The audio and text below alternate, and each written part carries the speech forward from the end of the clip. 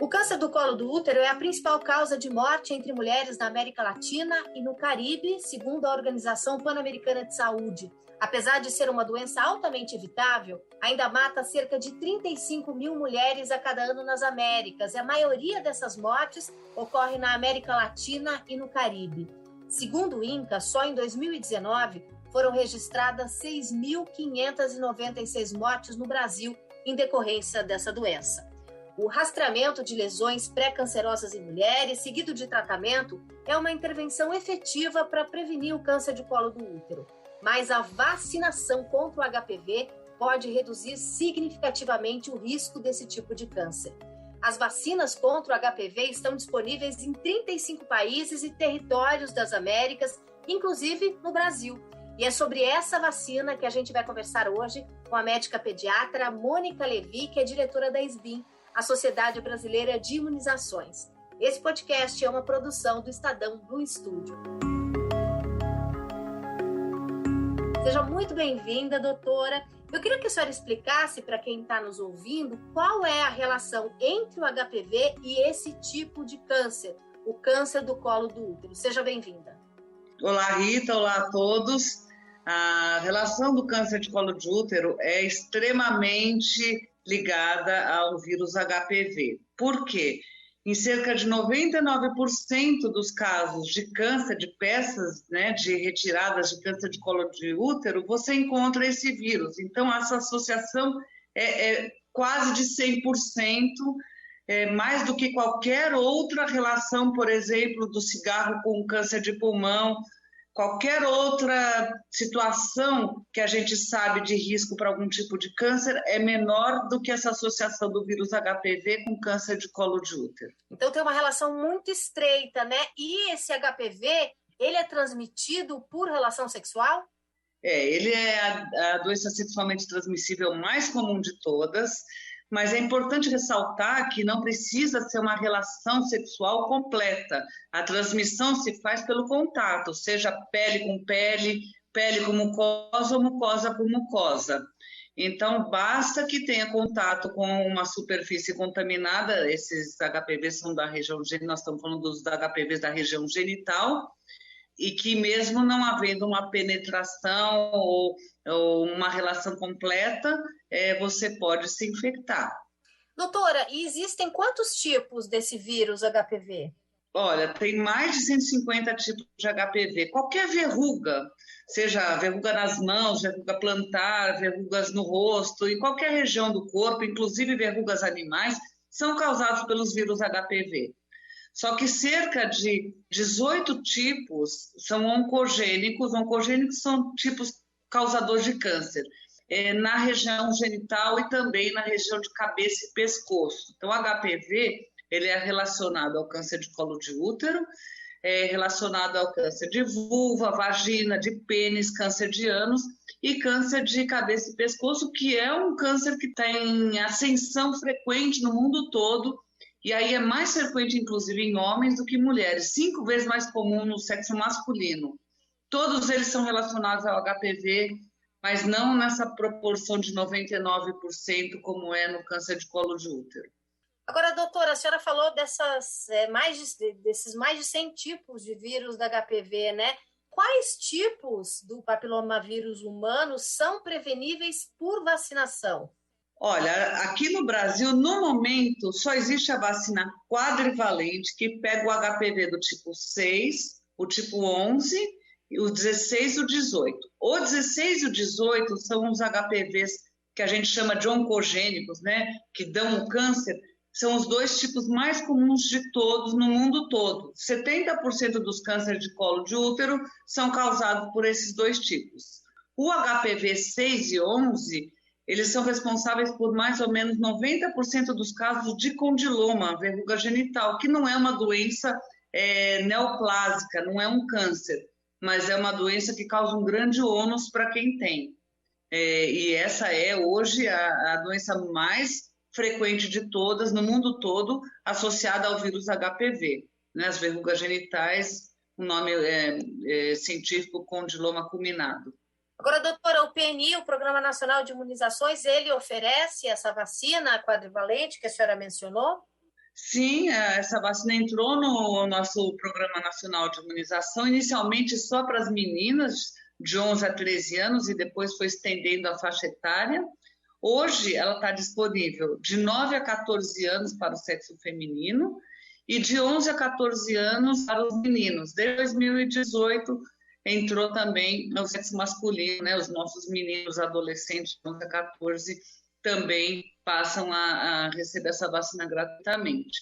Mas é importante aproveitar aqui a ocasião para a gente dizer que pessoas que têm algumas comorbidades que baixam o sistema imunológico, pacientes que têm um câncer ou o vírus HIV ou transplantados, aí mulheres nessas condições recebem de 9 a 45 anos e homens nessas condições recebem até os 26 anos. Então, né, se tiver alguma dessas comorbidades, o SUS oferta a vacina HPV com idades bem posteriores ao que é feito na rotina nos postos de saúde. Agora, por exemplo, se eu não estou nessa faixa etária do PNI, eu posso tomar essa vacina nas clínicas privadas de vacinação, né? Ela é efetiva também para outros públicos, para mulheres e homens que queiram se proteger contra o HPV? Ou ela é importante só nessas faixas etárias que são oferecidas pelo SUS? Olha, a vacina HPV, a bivalente, foi a primeira a ser usada aqui no Brasil, junto com a quadrivalente, no setor privado, né? Elas entraram aqui, foram disponibilizadas em 2006. A bivalente foi descontinuada no ano passado, mas por questões comerciais. E a novalente está disponível em alguns países, talvez no ano que vem ela chegue no Brasil e aí vai ter uma progressão de substituição da quadrivalente para a nonavalente. Mas vamos falar então da quadrivalente, que é a nossa realidade, né? É a única vacina que está disponível tanto no setor público quanto privado no país. É uma das vacinas mais efetivas que existe, considerando todo o arsenal de vacinas para todas as doenças. É uma vacina que hoje a gente já tem comprovado cientificamente a proteção contra o câncer. Mas nos primeiros anos, né, da implantação dessas vacinas em programas de vacinação, o que a gente viu foi os desfechos primários. A gente viu reduzir a prevalência dessa infecção, quer dizer, em amostras de mulheres que submetidas ao Papa Nicolau, ao rastreamento básico, você começou a ver uma redução da presença do HPV e redução muito grande dos casos de verruga genital. Na Austrália, por exemplo, que essa vacina foi implementada em 2007, com muito sucesso, tá? Primeiro para meninas, mas logo depois, em 2012, os meninos já entraram também e foi feita uma extensão de faixa etária para adolescentes mais velhas e adultas. Verrugas genitais ou condiloma passam a ser hoje uma patologia extremamente rara nos centros que tratam doenças sexualmente transmissíveis. Então, foram paulatinamente sendo demonstradas as eficácias para lesões pré-neoplásicas em ânus, em colo de útero, em pênis, em cabeça e pescoço, e hoje a gente já tem países que demonstram a queda propriamente dita do câncer de colo de útero. Então, é uma vacina extremamente eficaz e muito segura. Esse é outro ponto importante. Isso que eu queria saber, existe muita notícia que rola nas redes sociais falando sobre essa vacina, grupos de mães, grupos de pais. O Ministério da Saúde, inclusive, já se manifestou dizendo que as notícias falsas envolvendo essa vacina específica contra o HPV prejudica demais a vacinação, é um empecilho para o aumento vacinal contra o HPV aqui no Brasil. Dados da própria SBIM, né, a Sociedade Brasileira de Imunizações, que a senhora é diretora, disse que a primeira dose da vacina da HPV em 2020, né, foi aplicada em 70% das meninas, a meta era 80%, em pouco mais de 40% dos meninos, né? Na segunda dose, os índices ainda foram mais insatisfatórios, né? Porque é uma vacina com 2 doses.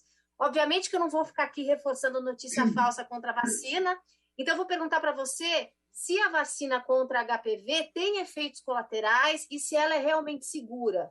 Olha, esse ponto eu acho muito importante a gente esclarecer, porque os grupos antivacinistas, eles têm uma série de argumentos contra a vacinação de um modo geral, mas as vacinas contra o HPV, seja bivalente, a quadrivalente, a nonavalente, são das que mais despertam fake news e desinformação a respeito de vacina. Nós estamos falando de uma vacina que é extremamente segura, que tudo que foi adventado que essa vacina pudesse causar, doenças autoimunes, câncer, fenômenos trombóticos, tudo isso foi descartado. O que essa vacina causa, de fato, de efeito colateral, é basicamente reações no local, dor, às vezes um pouco de vermelhidão, inchaço no local de aplicação, muito raramente dor de cabeça, febre. Até hoje eu nunca vi, por exemplo. Essa vacina, a gente lida com ela desde 2006, que é a vacina quadrivalente. Eu nunca atendi alguém que referiu ter tido febre, quando veio fazer a dose 2 ou a dose 3, dependendo da faixa etária. Então, o que essa vacina causa, na verdade, é o que qualquer vacina ou qualquer procedimento com agulha pode causar. Reações de medo, de ansiedade relacionadas à picada. Por ser uma vacina que é recomendada na faixa etária de adolescente, onde essas reações ligadas à ansiedade são mais frequentes, as pessoas relacionam com a vacina HPV, mas não é o líquido, é o procedimento. Então, é comum a gente ter adolescentes e pré-adolescentes que passem mal de ter o que a gente chama de síncope, daquela taquicardia, aquela sudorese, fica pálido, alguns chegam até desmaiar. É um fenômeno rápido, passageiro, relacionado a isso que eu acabei de dizer, a ansiedade ao medo, tá? Mas é preciso tomar cuidado, porque quando chega, inclusive, a perder os sentidos, é importante a gente tomar cuidado para não haver queda e traumatismo, né? Se machucar com a queda.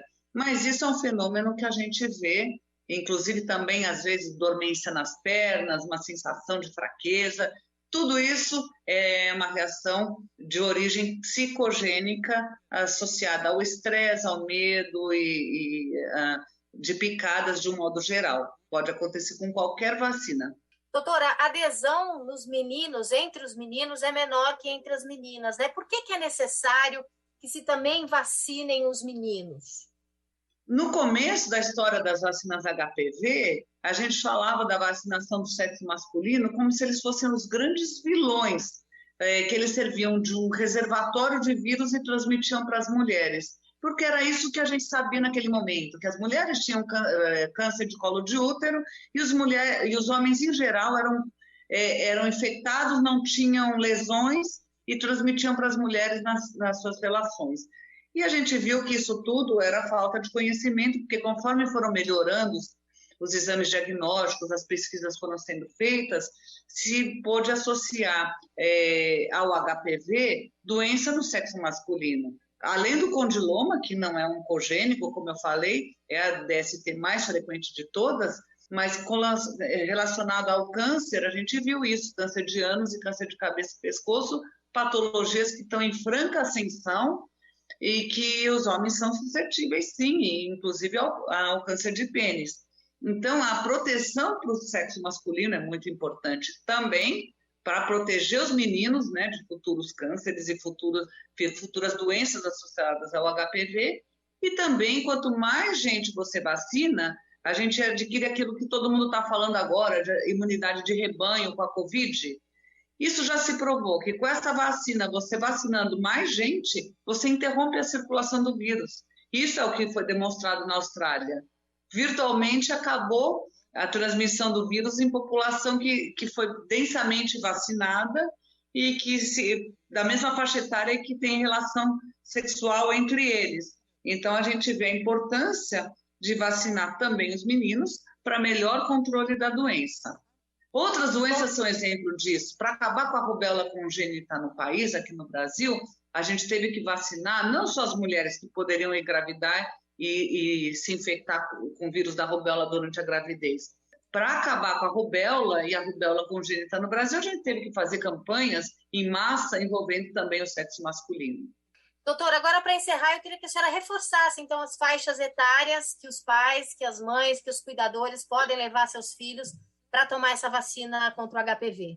Olha, a vacina HPV quadrivalente, ela está licenciada pela Anvisa a partir dos 9 anos para meninos e meninas, e até os 26 anos para o sexo masculino e até os 45 anos para o sexo feminino, embora existam situações de recomendação fora de bula, fora da idade de licenciamento. Mas a vacina está disponível e o grupo-alvo do Programa Nacional de Imunização é de meninas de 9 a 14 anos e meninos de 11 a 14 anos. Quanto antes se vacinar, melhor, tá? Porque uma vez que a pessoa já se infectou, a vacina não tem o benefício para aquele vírus que o adolescente já possa estar infectado. Claro, ainda é recomendada a vacinação, porque vai se proteger contra os demais vírus HPV, mas não é uma vacina terapêutica, ela não vai tratar, ela não vai tirar o vírus que já infectou uma pessoa, por isso a gente faz em idades precoces, antes da exposição ao vírus pela relação sexual. Obrigada, doutora. Eu conversei com a médica pediatra Mônica Levi, diretora da SBIMP, a Sociedade Brasileira de Imunizações. Esse podcast é uma produção do Estadão Blue Studio. Obrigada a você que nos escutou. Até a próxima.